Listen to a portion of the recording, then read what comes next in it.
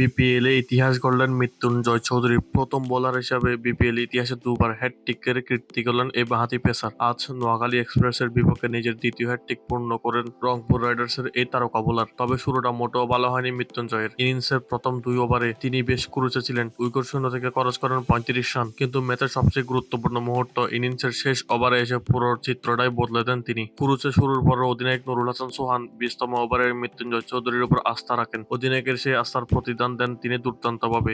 যদিও শেষ ওভারের শুরুটা সুখকর ছিল না। প্রথম বলে আসে 2 রান এবং দ্বিতীয় বলে এক বিশাল ছক্কা হাঁকান, কিন্তু পরের বলেই ম্যাচ ঘুরিয়ে দেন মৃত্যুঞ্জয় চৌধুরী। ওভারের তৃতীয় বলে অঙ্কনকে সোহানের গ্লাভসে বন্দী করেন তিনি। পরের 2 বলে যথাক্রমে জহির খান ও বিলাল সামিকে ফিরিয়ে তিনি পূর্ণ করেন নিজের দ্বিতীয় হ্যাটট্রিক। টানা 3 উইকেটে পুরো স্টেডিয়াম জুড়ে উল্লাসে মেতে ওঠে রংপুরের সমর্থকরা। মৃত্যুঞ্জয়ের হ্যাটট্রিকের দিনে নোয়াখালী এক্সপ্রেস অল উইকেট হয়ে যায় মাত্র 148 রানে। পুরো 20 ওভার খেলতে না পেরেও এক বল হাতে রেখে ইনিংস শেষ হয় তাদের। এটি ছিল বিপিএল এর ইতিহাসে 10ম হ্যাটট্রিক। এর আগে 2022 সালে বিপিএল এর প্রথম হ্যাটট্রিক করেছিলেন মৃত্যুঞ্জয় চৌধুরী। অভিষেক বিপিএল খেলতে নেমে 6 ম্যাচেও এখনো জয়ের দেখা পায়নি নোয়াখালী এক্সপ্রেস। আজকের ম্যাচে সর্বোচ্চ 38 রান করে জাকির আলী। এছাড়াও সৌম্য সরকার করেন 27 বলে 31 রান। রংপুর রাইডার্সের বোলারদের মধ্যে মৃত্যুঞ্জয়ের পাশাপাশি দুর্দান্ত বোলিং পারফরম্যান্স করেন মুস্তাফিজুর রহমান। তিনি 4 ওভারে মাত্র 18 রান দিয়ে তুলে নেন গুরুত্বপূর্ণ 3টি উইকেট। এতে রীতিমতো শেষ হয়ে যায় নোয়াখালী এক্সপ্রেস।